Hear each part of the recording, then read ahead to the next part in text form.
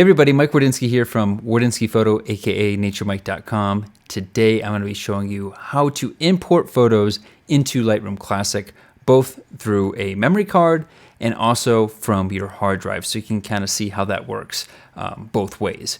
So here we are in Lightroom. I'm going to hit the tab key to get my sidebook panels back. And we are in the library module here. And when you're in the library, you get a little import dialog here, but we could also go to File and choose import from over here as well. Import photos and videos. So since I'm here, I'm gonna go ahead and click this.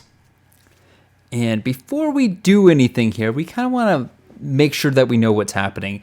The biggest mistake that I see is that people kind of rush through this and they don't actually realize where their photos are going. And that is a recipe for disaster. So we're going to avoid that because you're watching this video right now. So here we are on the left-hand side, and you can see we've got a couple of different options. These are my hard drives that are connected to my computer. And then at the very bottom, I have what's called EOS Digital. That's the Canon, and that's my memory card. And if you're new to importing from a camera, the cameras tend to create their own file structures on the card. And so what you're gonna do is you could just choose this top parent folder, but you're gonna have to come over here and choose include subfolders as well. And that's gonna show us everything that's on the card in every single subfolder as well. And this is just Lightroom telling us now, hey, subfolders are now included. So we're gonna go ahead and hit okay. Just for future reference, the photos are going to be stored in this DCIM folder. But again, it doesn't really matter. We can go up here and choose include subfolders. And you can see the photos are the exact same. So these are a couple of just random photos that I just took in my backyard just a few minutes ago. And before we import them, we want to pay attention to the top. Now, typically, when you're importing from a memory card or your camera, Lightroom will automatically set this to copy. But you could change it to move or add or copy as DNG. Typically what you're going to want to do is leave this set to copy, and it's important that you check and make sure that's set to copy, because if it's set to move, it's actually going to move the photos off of the card and to wherever you tell Lightroom to put them, which might not necessarily be a bad thing if you're at home and you've already back from a trip. But if you're on a trip, you want to make sure you're keeping those photos on your memory card until you get home. And just to create a good workflow, just always make sure this is set to copy when you're importing from a memory card or camera. Next, we have to tell Lightroom where to put the photos. So if we come over to the right-hand side of the frame, just click these two little arrows. And at the very top, we have some default options, and then underneath those, we have other destinations. Typically, you're probably going to want to choose other destinations. And the idea is you want to keep all of your photos in the same spot, more or less. I do have some videos on how to set up a Lightroom catalog for the first time, and I do highly recommend watching those if you're new to Lightroom. And I'll leave a link to those in the top of the screen, and you can click on that right now. So you can see this dialog box opened up after clicking on other destinations, and now we need to tell Lightroom where we want to save or import these photos from the card and where we want to save them to on our hard drive. So right now it's the year 2025, and I just happen to have this 2025 hard drive connected, and that's where I'm saving all my photos.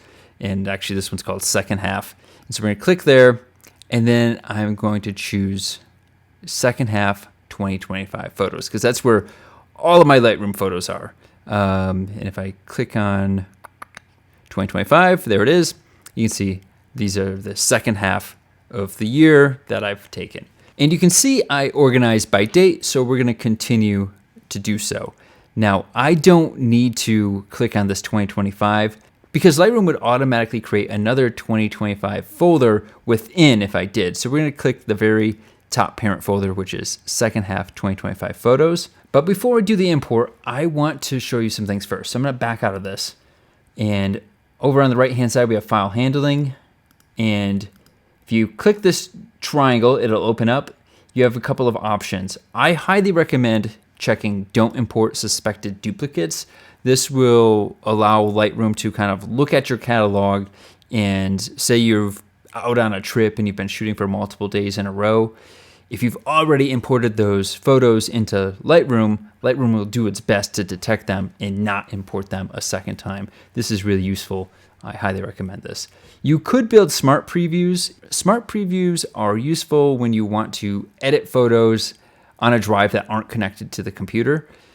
So if you want to do that, check build smart previews. This is a little time consuming, and honestly, I don't use it because I always have my drives connected to the computer that I'm working on. So I don't use those. And then of course you can make a second copy if you have a backup drive, you could do that. I typically just use a drive duplicator, and so I don't do it right off the bat.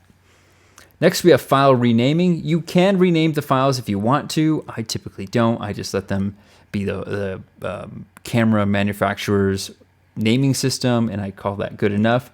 If you're shooting weddings, this could be a good opportunity to maybe name the photos after the couple that you were photographing. Next, we have apply during import, and this can be useful if you want to apply certain developed settings during the import, such as chromatic aberration removal or lens corrections and chromatic aberration removal. So basically, you can just choose presets.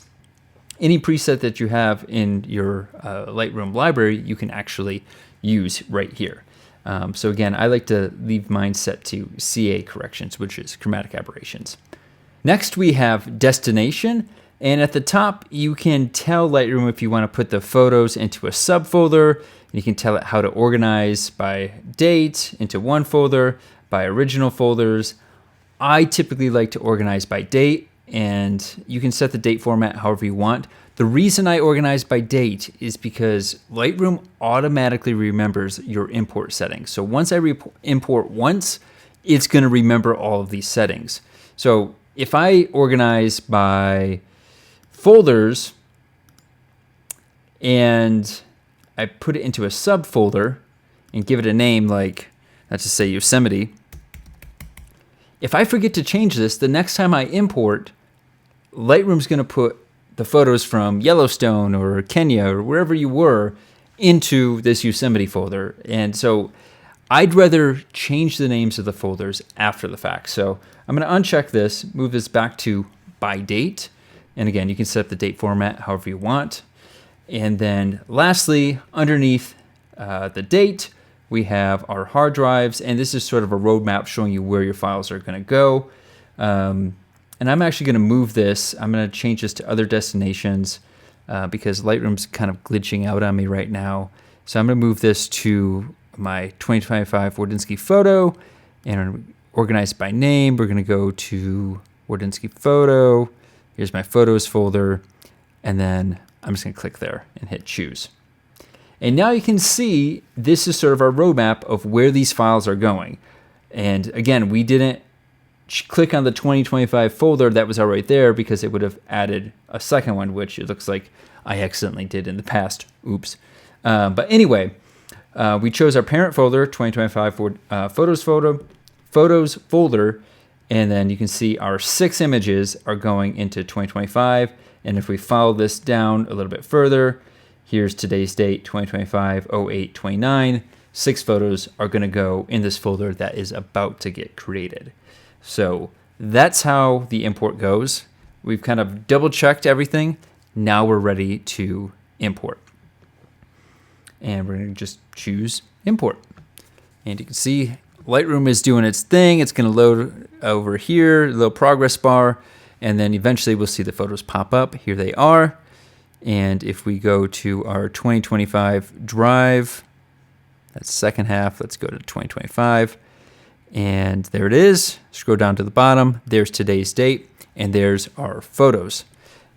Now, if you ever import and you're not really sure where the photos went, here's a little trick. You can click on the photo, control click on a Mac, right click on a PC, and you can go to folder in library, and that's going to go right to that folder, wherever those are. So good little trick to know about. Also, in catalog, you can go to previous import, and that's going to show you the photos that were just imported. So that's good to know about too. Now we talked about importing by date, but what if you want to change the name? And you can see I do that. I typically let the date be the same, but I typically add a description afterwards of where I shot. So you can see these is Patagonia, and these are all the different locations that I shot within Patagonia. We have the date and then the location or the subject afterwards. So to do that, just click on the date, control click, right click on a PC, and then choose rename, and I'll call this one backyard. Backyard. There we go.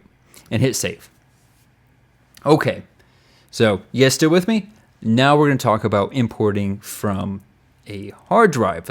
So let's say you were given some photos from a friend, a client, you downloaded them off the internet, your whatever. You have some photos on your hard drive and you want to bring them into Lightroom. So let's talk about how to handle those. So we're going to go back to import. And I do have some photos on my hard drive that I saved in the pictures. So I'm going to go up to Mac HD, users, and go to my photos folder. Here we are. And the photos that I want to import are in this folder that is called, hey, import these photos. So I'm going to click on this.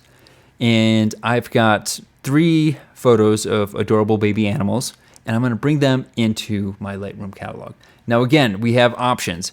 If I want to leave these on my hard drive, let's just say they're saved on my desktop, and I want them to stay on my desktop, but I also want to add them to my Lightroom catalog, I could leave this set to copy and basically just import the way I just did by date. And you can see those 3 photos are now going to go into 2025 08 28. So we can import these, and those would go, it'd create a folder and they'd go into that. But we could also have the option, sometimes when you're importing photos from your hard drive, you might not want to copy them and have them in 2 different locations. You might want to move them. So when we choose move, this is going to take the photos, again, let's say they're on the desktop, and then move them onto my external hard drive over here. Or we could add them, which will leave the photos where they are. Again, just for simplicity's sake, we're going to say they're on the desktop, but they're not going to move over here. You can see this changed. We don't have that folder path anymore. So this is dangerous. Unless they're already on the hard drive that you want to import to, I would not choose add because this is how you end up losing photos. So we're going to move them this time. And so now that we have move selected, we're going to come down to import and just hit import. And there we go, our import dialog showing up, and you can see our 3 photos are now within Lightroom here. Now, I don't want to keep these in my Lightroom catalog, so I'm just going to hit the X key on every photo, and then Command Delete, Control Delete on a PC, and then you have the option to remove or delete from disk. We're going to delete from disk. Okay, I hope this was useful. If it was, don't forget to like and subscribe, and I will see you in the video. In fact, there's a video on the screen right now. I want you to click on that. Go ahead, click it. Yeah, it's okay. And I'll see you.